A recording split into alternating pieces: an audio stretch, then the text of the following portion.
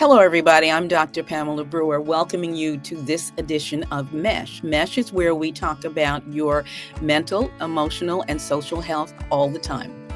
Today, we're going to be talking to someone who is an excellent example of why you often hear me say, don't try to be a mind reader.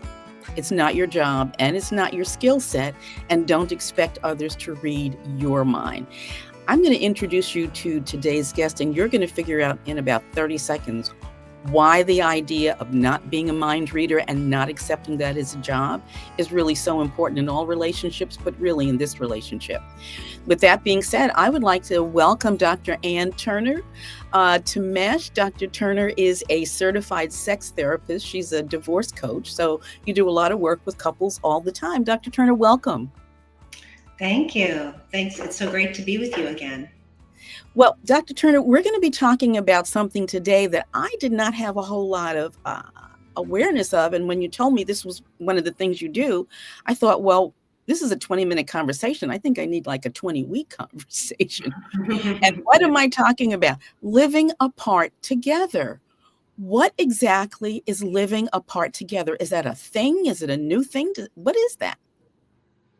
Yeah. So there's three conditions that have to be met for living apart together. One is that you're in a committed relationship.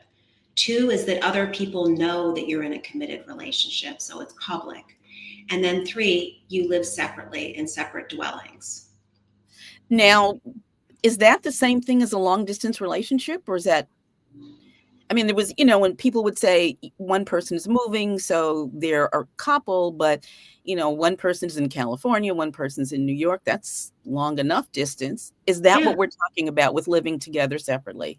Yeah, I would say that that fits within the definition. And you're right that that's sort of old school of like, and not that that doesn't still exist, because it does, thanks to technology. And then, I also wonder how much of it is COVID related or just people realizing that there's more than one choice to how we live as a couple. And from your perspective, is this a healthy option? Yeah, I mean, who am I to say, like, if it works, I'm a big believer, if it works for you as the client, then it works. Like, that's great. That's what really matters. It Right. doesn't technically matter what I think about your relationship. If you guys are able to work out some sort of agreement and you're okay with the terms of the agreement, whether you get together once a week, once a month, twice a week, or you live across town. I mean, there's so many different flexible ways to do this. So it's not just a matter of living in a different state or in a different coast. You That's could right. live next door if you wanted to. I know of people who live next door in the same building. I also know of people who, actually, I was just at a retreat and I met this couple and we happened to be talking about this topic. And the gentleman was about to leave for a month in the woods. And so they're having intermittently living apart, together relationship. And then the wife mentioned, she said, and a couple of years ago, I lived in Seattle in an apartment and my husband stayed in our suburban home. So it's something that you can intermittently do. It's not like it's one or the other. Okay, interesting. What are some of the reasons that people choose to live together apart? Yeah. Um, Well, I find that for blended families, it can be very helpful. And I know of someone who had young children and their partner had young children, and they didn't want to uproot the children to have to change schools. And they liked their space, their Gotcha. literal space, their figurative space. And the kids could stay in their own home because they were both divorced. And they were able to get together, say, actually, I think it was every other weekend. And then, they kind of could do the best of all worlds. They could be good parents, good partners, and also they each had different hobbies that the other one wasn't involved in, and they liked that. So it sounds like it actually could be a really healthy, valuable, viable option to remaining a couple. How I mean, I know you said that you thought that maybe COVID had something to do with this, but who really sort of pushed this type of relationship along, would you say? Is it male driven? Is it female driven? Or is it a sign of the times and really couple driven? Well, I have read that a lot of women are pushing it, and I honestly don't have the statistics on it because I don't think that many people have studied it. I don't know if anyone has actually studied how many people are doing it and what the demographics are. But if you also think about, if you look back on, like, if you're a parent, if you have young children, this is probably not as appealing because you need more adults. If you've ever been a single parent, you'd rather have another person helping you raise those small children. And so it's more appealing to, I would say, older couples. And I also think women, I mean, just to make a broad generalization, women tend to be fairly independent. Like when men and women get divorced, women take longer to remarry because they're able to usually make those social connections and build their life. So they're less likely to want to couple up and have to be under the same roof. That's, again, just my observation on male female gender differences. Gotcha. And certainly I think many of us have heard that women, as you've just said, men don't do so well with divorce, and women do a lot better with divorce. And certainly I think there are different cultures where, women kind of run the show. It's okay for everybody involved. So not a bad thing at all. Yeah. In terms of gray divorce, well, first I'm going to ask you to explain to the audience what gray divorce is. Well, gray divorce is just getting divorced at a later stage in life. And it's usually after the kids have left the house. There's different times when divorce is likely to happen. And one of them is when the kids leave the house and you look at your partner and you say, do I really want to spend the rest of my life with this person?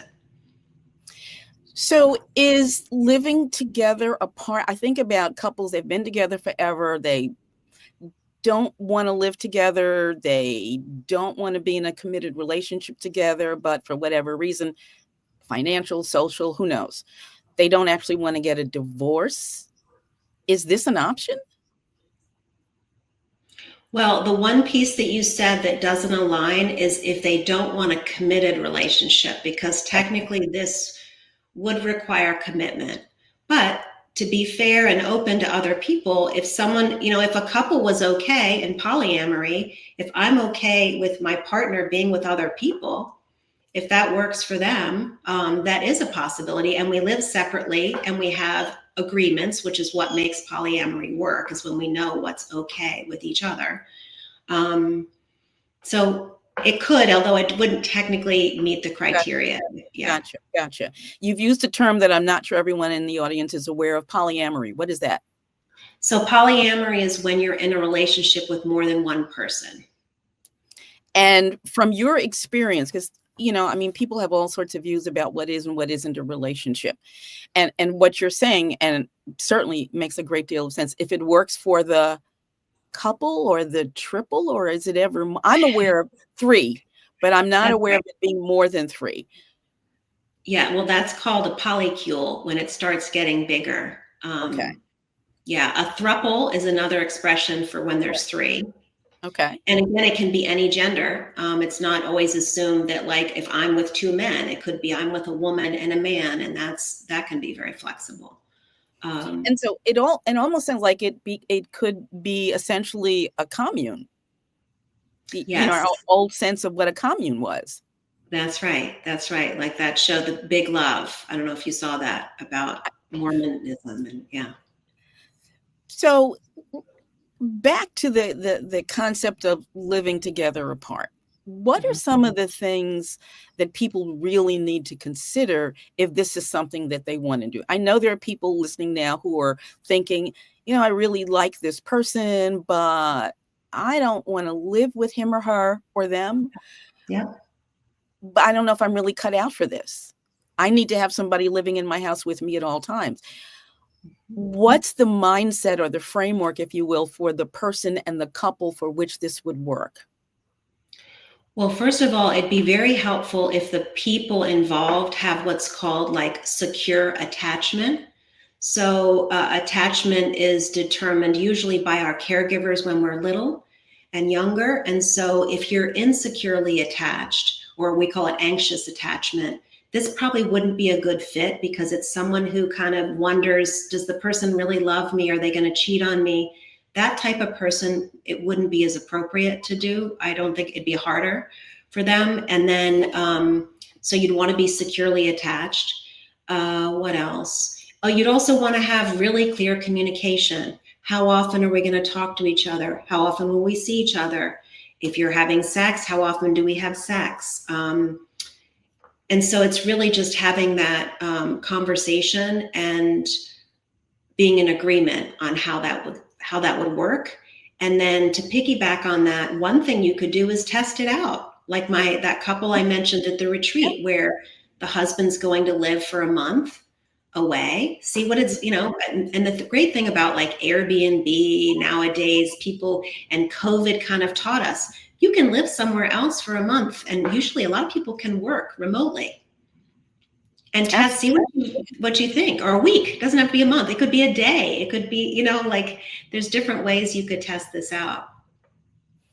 When there is an older couple, older, I don't know, you pick the age, or maybe we don't pick the age. Yeah, 70s, but yeah. They're recently single for whatever reason. Yeah. And they don't want to technically marry for whatever reason. If the commitment is that they're living together apart, does there need to be a marriage certificate legally? Is this considered a marriage? Oh, that's a really good question. I don't know legally. And I do know that back at COVID, a lot of people were getting married because they were worried. Remember, if you had a sick relative and you wanted to visit them, they only let like legally married people, I think things changed by the end. But my understanding is I don't think it's a legal marriage, but I don't know. And that's not my bailiwick.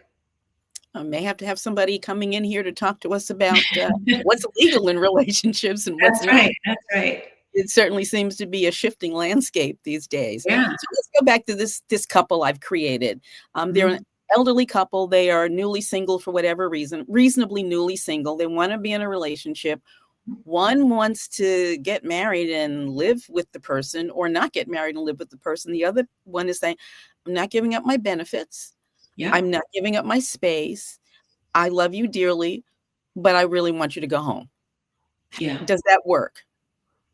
Oh, yeah. No, it can work. And I actually think that's really the demographic that this is particularly popular with.